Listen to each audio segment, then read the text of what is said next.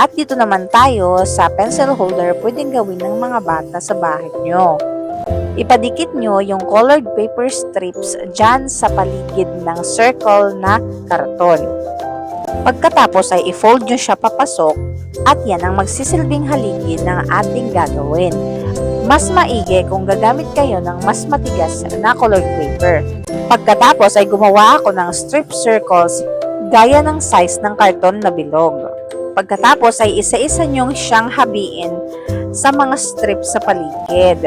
Gaya ng naghahabi ka lang ng banig, ganun. Mas maganda itong gawing banding nyo ng mga kids sa bahay.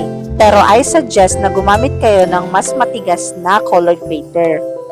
Kasi yung gamit ko dito is manipis lang kaya hindi siya ganun ka-solid.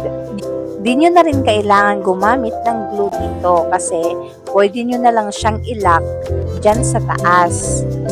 Pwede nyo siyang ilagay sa study table ng mga anak nyo, lagyan ng mga pencils, ball pens, colored pencils at kung ano pang gusto nyong ilagay.